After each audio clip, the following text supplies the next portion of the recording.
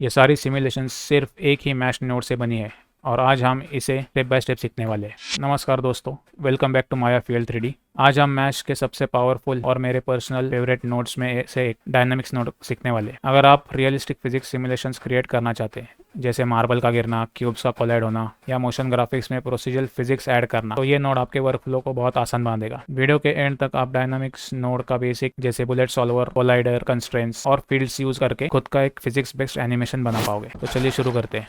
सबसे पहले मैं एक बेसिक ट्यूब लेता हूँ और उसको मैश नेटवर्क में क्रिएट कर लेता हूँ। इसका डिस्ट्रीब्यूशन टाइप थोड़ा ग्रिड कर लेते हैं। तो ये सब नॉर्मल इंस्टेंस है, इनमें कोई फिजिक्स नहीं है। अब मैं मैश नेटवर्क में जाता हूँ और डायनामिक नोड ऐड करता हूँ और प्ले बटन दबाएंगे। तो देखिए, अब ये सब इंस्टेंस कॉपीज या हमारे क्यूब्स फिजिक्स के अकॉर्डिंगली बिहेव करने लगे, मीन्स ग्रेविटी के अकॉर्डिंगली बिहेव हो रहे हैं। और यही है डायनामिक नोड की पावर। ये स्टैटिक क्लोन ऑब्जेक्ट्स या इंस्टेंस ऑब्जेक्ट्स को रियल वर्ल्ड फिजिक्स के हिसाब से बिहेवियर दे देता है। मीन्स अभी सारे इंस्टेंस कैसे बिहेव कर रहे हैं, जैसे रियल वर्ल्ड फिजिक्स में बॉक्स ऊपर से नीचे गिरेंगे, वैसे ही वो बिहेव कर रहे हैं। हमें समझना है डायनामिक्स क्या होता है। सिंपल लैंग्वेज में समझोगे तो जो ऑब्जेक्ट अपने आप मूव करते हैं, ग्रेविटी फॉलो करते हैं, दूसरे ऑब्जेक्ट से कोलाइड करते हैं या कोलिजन के बाद इंटरेक्ट करते हैं, उनको हम डायनामिक्स कहते हैं। और मैश डायनामिक नोड ये सब कुछ सिर्फ एक क्लिक में कर देता है। पहले माया में ये सेटअप करना बहुत हार्ड था। जैसे यहाँ पे आप देख सकते हो active body, rigid body, active passive body. तो ये सिस्टम बहुत लेंदी भी प्रोसेस था ये, और जो आउटपुट था वो इतना प्रिसाइज या परफेक्ट नहीं था। उसके बाद बुलेट फिजिक्स ऐड हो गया, वो अपडेट था और इतना भी परफेक्ट नहीं था। और उसका नेक्स्ट अपडेट है डायनामिक नोड, जो कि बुलेट फॉलोअर का एडवांस वर्जन बोल सकते हो। यहाँ पे आप देख सकोगे, जैसे मैंने डायनामिक नोड आई की तो बुलेट सॉल्वर भी मिला। अब ये सॉल्वर हमारे सिमुलेशंस का ब्रेन होता है, इसलिए मैश का ये जो नेटवर्क न्यू वर्कफ्लो है वही सब चीज़ें आसान बना देता है। अब हम समझते हैं हमारे डायनामिक नोड के कुछ एट्रीब्यूट्स के बारे में। पहला जो एट्रीब्यूट है वो कोलिजन शेप है। कोलिजन शेप मीन्स जो भी तुम्हारे इंस्टेंस कॉपीज है उनका शेप कैसे है वो डिसाइड करता है। तो अगर क्यूब कोलाइड हो रहा है तो वो क्यूब जैसा ही दिखना चाहिए, स्पीयर कोलाइड होता है तो वो स्पीयर जैसा ही या बॉल जैसा ही फील आना चाहिए। तो अगर आपकी ज्योमेट्री कुछ अलग शेप की है तो ऑटोमेटिक या मैश आप यूज कर सकते हो। अगर एक स्पेसिफिक प्रिमिटिव शेप है, जैसे ये बॉक्स है तो मैं बॉक्स कर सकता हूँ, तो ये फील बॉक्स जैसा आएगा, या आप ऑटोमेटिक भी रख सकते हो। ये तो हो गया कोलिजन शेप। अब जो इंपॉर्टेंट प्रॉपर्टीज़ है वो हम देखते हैं। तो सबसे पहले जो इंपॉर्टेंट प्रॉपर्टी है वो है बाउंस। अब ये सब समझने के लिए हम प्ले करके हमारा सिमुलेशन देख लेते हैं। जैसे प्ले कर रहा हूँ, इम्पैक्ट हो रहा है तो ये बॉक्स बाउंस हो रहा है। थोड़ा टाइम लाइन बढ़ाते हैं। बाउंस एग्जैक्टली वही कंट्रोल करता है जो इसका नाम समझा रहा है। ऑब्जेक्ट कोलिजन के बाद कितना उछलेगा, जैसे ये अगर मैं प्ले कर रहा हूँ, बॉक्सेस नीचे होकर थोड़े से ऊपर उछल रहे हैं। अगर मैं बाउंस इंक्रीज करता हूँ यहाँ पे, तो अभी आप इसका उछलना तो मैं और ज़्यादा उछल गए, देखो इम्पैक्ट के बाद। तो ये बॉक्स इम्पैक्ट के बाद कितने उछलेंगे वो बाउंस डिसाइड करता है। तो आप इसको कंट्रोल कर सकते हो आपके रिक्वायरमेंट के हिसाब से। अभी बाउंस 0 करके भी हम प्ले करके देखते हैं, तो पहले जैसा नहीं रहा बाउंस, तो कम बाउंस आ गया। बिल्कुल रियल लाइफ के हिसाब से ही चीज़ें सिमुलेट हो रही है। तो ये था बाउंस। सेकेंड इंपॉर्टेंट एट्रीब्यूट जो है फिजिकल प्रॉपर्टीज में वो फ्रिक्शन है। अगर आप ऑब्जर्व करोगे तो बाउंस के बाद क्या हो रहा है, बॉक्सेस स्लाइड हो रहे हैं। आप सिंपल एग्जांपल समझिए, एक फुटबॉल है जो आइस के ऊपर रोल कर रहा है और वही फुटबॉल सैंड के ऊपर भी रोल कर रहा है। तो आइस के ऊपर फुटबॉल ज़्यादा स्लाइड करेगा और वही फुटबॉल सैंड के ऊपर ज़्यादा स्लाइड नहीं करेगा, जल्दी से रुक जाएगा। यही काम माया में फ्रिक्शन करता है। अभी क्या हो रहा है, ज़्यादा स्लाइड हो रहा है। जैसे ये बॉक्सेस स्लिपरी सरफेस या आईसी सरफेस के ऊपर है, वैसे वो ग्लाइड हो रहे हैं या स्लाइड हो रहे हैं। अगर मैं फ्रिक्शन बढ़ाता हूँ, अभी हम प्ले करके देखते हैं, तो इम्पैक्ट के बाद आप देख पाओगे अभी स्लाइड नहीं हो रहे जैसे पहले हो रहे थे। तो फ्रिक्शन वो करता है। फ्रिक्शन की वैल्यूज आप कम ज़्यादा आपके रिक्वायरमेंट के हिसाब से कर सकते हो। ये वैल्यूज 1 ही लिमिटेड नहीं है, आप पाई भी कर सकते हो और एक्सटेंड भी कर सकते हो। अब ज़्यादा ही फ्रिक्शन मिलेगा। कम फ्रिक्शन करूँगा तो इम्पैक्ट के बाद ज़्यादा स्लाइड करेंगे। बेसिक लैंग्वेज में समझोगे तो जितना फ्रिक्शन कम उतना ऑब्जेक्ट ज़्यादा स्लाइड करेगा, जितना फ्रिक्शन ज़्यादा उतना ऑब्जेक्ट कम स्लाइड करेगा। अब थर्ड इंपॉर्टेंट एट्रीब्यूट देखते हैं, मास। तो मास डिसाइड करता है ऑब्जेक्ट कितना हेवी है, यानी ऑब्जेक्ट कितना हेवी बिहेव करेगा। ज़्यादा हेवी यहाँ पे दिखने में तो हमें समझ में नहीं आ रहा कि ये कितना हेवी है। अगर मैं इसका मास बढ़ाता हूँ और उसके बाद इसका इम्पैक्ट करूँगा तो ये कुछ हेवी ब्रिक्स या स्टोन जैसा बिहेव करेंगे जब इम्पैक्ट करेंगे। वही अगर मैं इसका मास 0 कर देता हूँ और प्ले करता हूँ तो आप देख पाओगे तो वो नीचे नहीं आ रहे, क्योंकि वो इतने लाइट हो गए वेट ज़ीरो वेट है अभी। अगर चीज़ों में मास ही नहीं है जैसे फेदर, तो वो नीचे बहुत स्लोली आएगा। तो सिंपल भाषा में समझना है, अगर मास बहुत लो है तो ऑब्जेक्ट फेदर की तरह बिहेव करेगा, और अगर मास बहुत हाई है तो ऑब्जेक्ट कॉन्क्रीट वॉल या कॉन्क्रीट क्यूब जैसा बिहेव करेगा। फिजिक्स सिमुलेशंस में रियलिस्टिक फील लाने के लिए मास बहुत ही इंपॉर्टेंट एट्रीब्यूट है। अब हम बुलेट सॉल्वर के बारे में बात करेंगे। अब स्टार्टिंग में मैंने कहा था डायनामिक्स के साथ ऑटोमेटिकली हमें बुलेट सॉल्वर नोड भी मिल जाती है। ये एक्चुअली पूरे सिमुलेशंस को कैलकुलेट करता है। इसके अंदर आपको ग्राउंड प्लेन ऑप्शन मिलेगा, सॉल्वर सेटिंग मिलेंगे और कुछ कोलिजन ऑब्जेक्ट जैसे ऑप्शंस मिलते हैं। नॉर्मली डिफ़ॉल्ट सेटिंग ही इनकी सबकी अच्छी है, लेकिन ज़रूरत पड़ने पे हम इन्हें भी कस्टमाइज़ कर सकते हैं। जैसे कि ग्राउंड, अभी जो ये ग्राउंड है ये अगर मैं बंद करता हूँ तो ये जो येलो हमारे ग्रिड था वो गायब हो गया।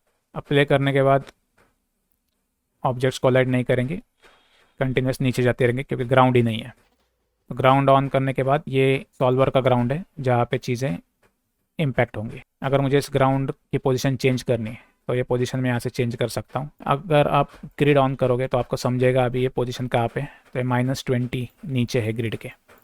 अगर मुझे ग्रिड के अकॉर्डिंगली रखना है तो इसको 0 करूँगा तो ये ग्रिड के अकॉर्डिंगली हो जाएगी।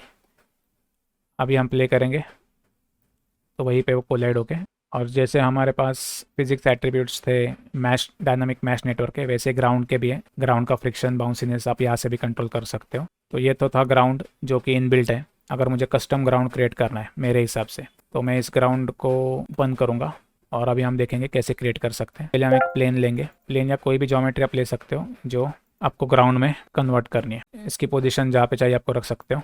उसके बाद बुलेट सॉल्वर को सिलेक्ट करना है, नीचे आना है, कोलाइडर ऑब्जेक्ट्स का जो विंडो है या टैब है वहाँ पे हमें इस प्लेन को मिडल माउस क्लिक से उठाना है और ड्रॉप करना है। अब ये प्लेन कोलिजन ऑब्जेक्ट में कंसिडर होगा। जैसे प्ले करेंगे तो देखो हमने हमारा कस्टम ग्रिड बना दिया। अब ये ग्रिड में कभी भी चेंज कर सकता हूँ। अब ये तो हमने ग्राउंड को कोलिजन कर दिया। अब ये इतना पावरफुल है कि मैं कितने भी कोलिजन ऑब्जेक्ट्स ऐड कर सकता हूँ। फॉर एग्जांपल यहाँ पे एक वॉल है ये क्यूब्स की, और इनके ऊपर एक वॉल आके इम्पैक्ट कर रहा है। ऐसे मुझे एक डिस्ट्रक्शन दिखाना है। उसके लिए मैं थोड़े डिस्ट्रीब्यूशन टाइप में जाके क्यूब्स का काउंट बढ़ाता हूँ।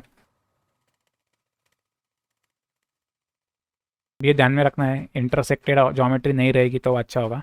थोड़ी सी गैप रखो सबके बीच में। इसको यहाँ पे रखते हैं थोड़ा सा पास, तो ये दूर से लगना चाहिए कि उसके ऊपर है पर इंटरसेक्ट नहीं होना चाहिए। इसे थोड़ा सा नीचे प्ले करके देखेंगे। ठीक है, अब ऐसा दिखाना है कि कुछ ऑब्जेक्ट यहाँ से आ रहा है और इस पर कोलाइड हो रहा है। तो उसके लिए हम स्पीयर लेते एक, इसको मैन्युअली एनिमेट करेंगे। तो ये एक्सेस जो है जेड एक्सेस 30 पे मैं एनिमेशन स्टार्ट करता हूँ इसका। अराउंड 70 पे यहाँ पे जाएगा। सेट की करो, मेरा ऑटो की ऑन है इसलिए ऑटोमेटिक की लग गया। प्ले करके देखते हैं। तो ये बॉल अभी इंटरसेक्ट होके जा रहा है, पर ये बॉल भी हमें इनके साथ कोलाइड करना है। फिर से हम बुलेट सॉल्वर के एट्रीब्यूट्स में जाएंगे, कोलिजन ऑब्जेक्ट, और जो हमारा स्पीयर है उसको मिडल माउस क्लिक करके कोलिजन में ड्रॉप करेंगे। और इसके बाद अभी हम फिर से प्ले करके देखते हैं। देखा आपने, तो यहाँ पे आपको इम्पैक्ट दिखाई दे रहा है। अगर मैं स्पीयर का थोड़ा साइज़ बढ़ाता हूँ तो और क्लियरली दिखाई देगा। तो स्पीयर भी अभी क्यूब्स के साथ कोलाइड हो रहा है। तो इतने फास्ट हमने एक बेसिक डिस्ट्रक्शन क्रिएट कर लिया।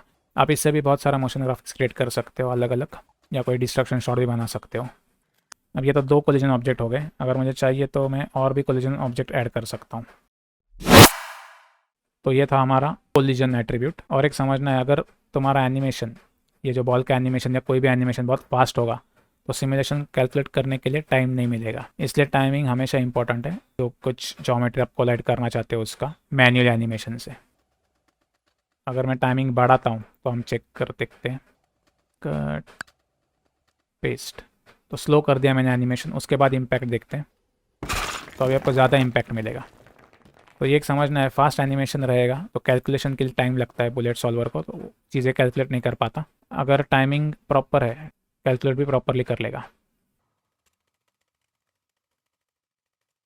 अब हम फील्ड्स के बारे में समझते हैं। तो बुलेट सॉल्वर में जाके मैं अभी ये ब्रेक कनेक्शन कर लेता हूँ, ये कोलिजन्स निकाल लेते हैं अभी।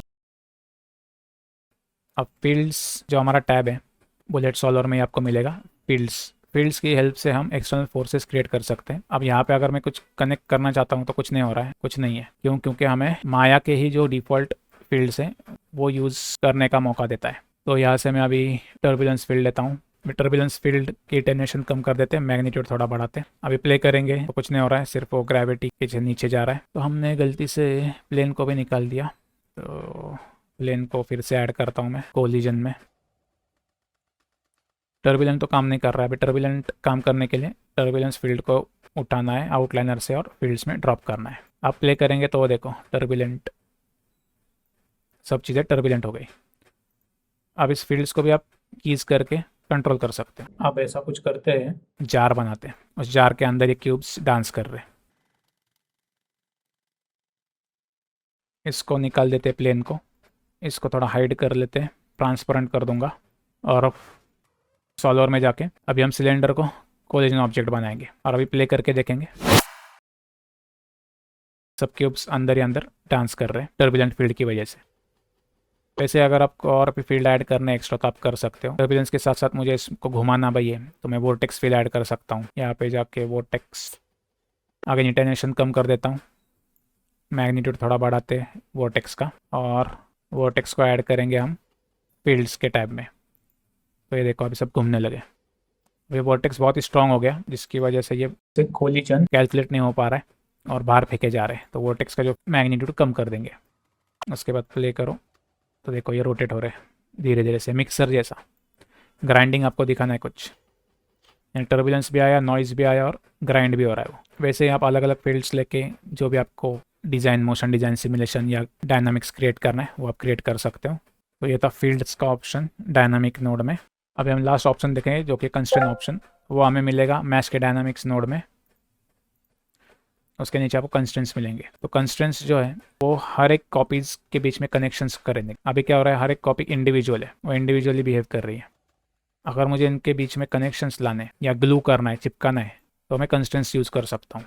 तो कंस्ट्रेंट्स ऐड करने के लिए टैब में राइट क्लिक करना है और क्रिएट बोलना है। तो यहाँ पे आपको कंस्ट्रेंट नोड मिलेगी और इस पर डबल क्लिक करके उसके एट्रीब्यूट्स में जा सकते हैं। जैसे ही कंस्ट्रेंट ऐड हुआ तो यहाँ पे आपको बीच में येलो लाइंस दिखाई दे रही है, हर एक इंस्टेंस कॉपी के बीच में कनेक्शंस हो गए देखो। तो ग्लू हो जाती है, यानी चिपक जाते हैं वो। और उसके बाद मैं इसको प्ले करूँगा तो वो बिहेवियर चेंज हो गया, देखो चिपक के बिहेव कर रहा है सब।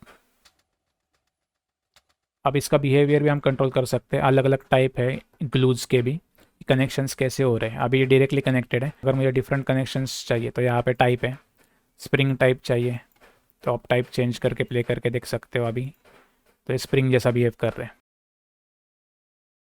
वैसे ही स्लाइडर है, तो अलग अलग है, आप जो अचीव करना चाहते हो उस हिसाब से आप ये कंस्ट्रेंट्स यूज़ कर सकते हो।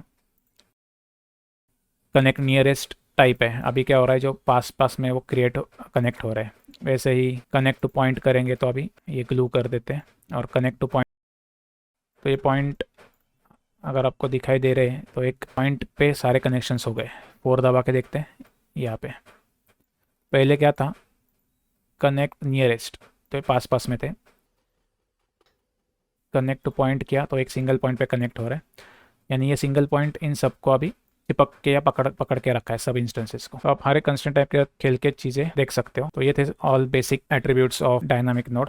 अब जो हमने डायनामिक्स नोड देखा है उसके हिसाब से कुछ क्रिएट करके देखेंगे। जो हमने स्टार्टिंग में देखा था वो इफेक्ट, बॉल्स रोलिंग डाउन। एक हेलिक्स क्रिएट करेंगे। अब इसके कॉइल्स आप डिसाइड कर सकते हो आपके हिसाब से कितने चाहिए। तो ये बेसिक मॉडलिंग सेटअप है। तो ये फास्ट फॉरवर्ड करूँगा, यहाँ पे थोड़ा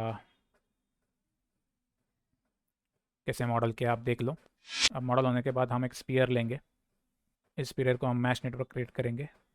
मैश नेटवर्क में डिस्ट्रीब्यूशन टाइप रेडियल कर रहा हूँ, रेडियस थोड़ा कम ज़्यादा करेंगे। हमारे को इसको ऑर्गेनाइज करना है, प्रॉपरली अलाइन करना है। इसको ऐसे अलाइन करना है कि वो हेलिक्स के ऊपर मुझे रखना है। तो उसके लिए मैं ट्रांसफॉर्म नोड एक यूज़ करूँगा। ये ट्रांसफॉर्म नोड से क्या होता है, हम हमारे मैश नेटवर्क को मूव कर सकते हैं। यहाँ से वो लोकेटर क्रिएट करते हैं ट्रांसफॉर्म, जिससे मैं इसको मूव कर पा रहा हूँ। इसको हम पोजीशन करेंगे प्रॉपरली। तो ये पोजीशन करने के लिए ट्रांसफॉर्म नोड का इस्तेमाल किया है। अब ऐसे पोजीशन करेंगे कि वो हेलिक्स के ऊपर ही अलाइन हो प्रॉपरली। तो ये बॉल थोड़े बड़े लग रहे हैं तो मैं जो हमारा स्पीयर है उसको मेन स्पीयर को पकड़ के इसका रेडियस थोड़ा कम कर दूंगा सो दैट ये इंटरसेक्ट ना हो। जैसे मैंने स्टार्टिंग में कहा था कि सिमुलेशन करने से पहले आपको ध्यान रखना है कि चीज़ें इंटरसेक्ट ना हो सिमुलेशन अच्छा होने के लिए। और अगर इंटरसेक्ट होती है तो कोलिजन मार्जिन जो है बुलेट फिजिक्स का उसको हमें कम ज़्यादा करना है। पर स्टार्टिंग में हम नहीं करेंगे तो वो अच्छा होता है। इसको प्रॉपरली अलाइन कर लेंगे। एक बार मुझे लगा कि अलाइन हो गया, उसके बाद मैं डायनामिक्स नोड ऐड करूँगा मैश नेटवर्क में जाके। तो मैश नेटवर्क ऐड करके प्ले करके देखेंगे कि वो स्पीयर नीचे जा रहे हैं। ओके, अब इसके बाद कोलिजन ऑब्जेक्ट ऐड करना है हमारे बुलेट सॉल्वर में, जो कि हमारा हेलिक्स होगा। तो बुलेट सॉल्वर पकड़ेंगे और इसको उठा के ड्रैग ड्रॉप और इसको प्ले करेंगे। तो इतने जल्दी से हमारा प्रॉपर मोमेंट हो गया। तो टाइमलाइन थोड़ा कम है, टाइमलाइन थोड़ी बढ़ा देता हूँ। तो यहाँ पे प्रॉपर हमारा डायनामिक्स एक मोशन ग्राफिक्स क्रिएट हो गया। अब इस पे नीचे जो गिर रहे हैं उसके लिए मैं एक बाउल क्रिएट कर लेता हूँ। आप कुछ भी क्रिएट कर सकते हो। इम्पैक्ट करना है तो इम्पैक्ट ज्योमेट्री दिखा सकते हो सेकेंड डायनामिक्स नेटवर्क क्रिएट करके। पर एक बेसिक आउटपुट जो हमने डायनामिक नोड सीखा है उसका एक आउटपुट निकालने के लिए ही हमने देखा है। अब इसको हम प्रॉपरली रेंडर करेंगे लाइट बिट लगा के, और फाइनल हमारा रेंडर आउटपुट जैसे हमने स्टार्टिंग में देखा था वैसे हमें मिल जाएगा। तो ये सब प्रोसेस में फास्ट फॉरवर्ड कर रहा हूँ।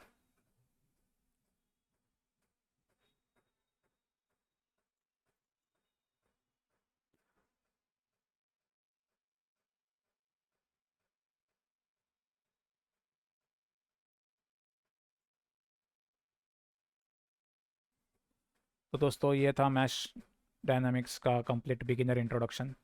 आज हमने सीखा डायनामिक्स, बाउंस, फ्रिक्शन, मास, बुलेट सॉल्वर, कस्टम कोलाइडर्स, फील्ड्स और कंस्ट्रेंट्स। ये सिर्फ शुरुआत है। डायनामिक्स नोड के अंदर और भी बहुत पावरफुल फीचर्स हैं जिन्हें हम अपकमिंग ट्यूटोरियल्स में एक्सप्लोर करेंगे। अगर वीडियो पसंद आई तो ज़रूर लाइक करो और चैनल को सब्सक्राइब करो। मिलता हूँ आपसे नेक्स्ट के ट्यूटोरियल में।